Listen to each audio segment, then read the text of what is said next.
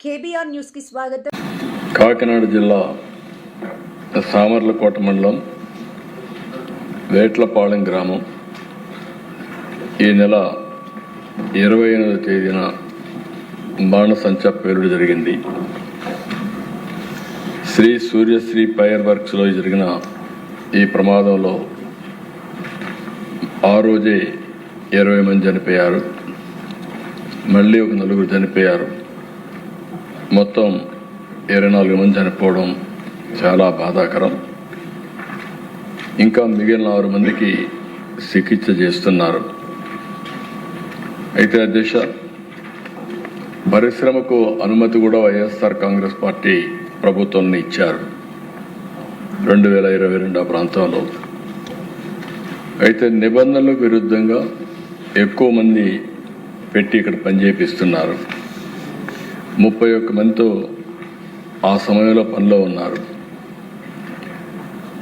అంటే మామూలుగా అధ్యక్ష అక్టోబర్ 25లో కూడా తనిఖీలు చేశారు.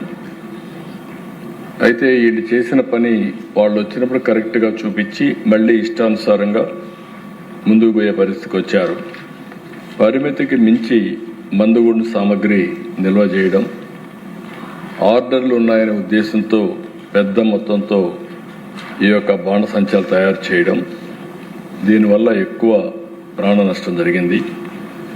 మొన్న శనివారం నేను విజయనగరంలో ఉంటే నాకు సమాచారం వస్తానే నేను అక్కడి నుంచి చీపురుపల్లి నేరుగా వెళ్ళాను. ఇది లంచ్ సమయంలో జరిగిన ప్రమాదం. దీంతో కొంతమంది ప్రాణాలు కాపాడుకునే పరిస్థితికి వచ్చారు. లంచ్ టైం కాబట్టి. ప్రమాదం జరిగిన 30 నిమిషాల లోపలే ఫైర్ ఇంజిన్ కానీ పోలీసు కానీ వెళ్ళారు. ఇవన్నీ కూడా అడబాల అర్జున్, అడబాల నాని పేరుతో లైసెన్స్లు ఉన్నాయి. ఘటన పైన కేసు నమోదు చేశాం. చాలా బాధేస్తుంది. పోయి చూశాను. హృదయ విదారకమైన సంఘటన, మనసు కలిచివేసే పరిస్థితి వచ్చింది.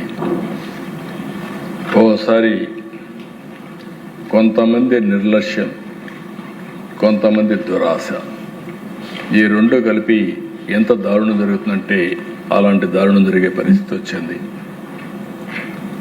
ఇమ్మీడియట్గా ఇది జరిగిన తర్వాత ఆ కుటుంబ సభ్యుల్ని పరామర్శించాను, ఓదార్చాం. కానీ వాళ్ళ ప్రాణాలు తేలేము. అందుకనే అధ్యక్ష, కేంద్రం ఇచ్చింది 2 లక్షలు అయితే రాష్ట్ర ప్రభుత్వం 20 లక్షల రూపాయలు ఆర్థిక సహాయం ఎక్స్గ్రేషియా అక్కడనే అనౌన్స్ చేశాం. పూర్తి వైద్య ఖర్చులు కూడా ఖర్చు పెడతా ఉన్నాం.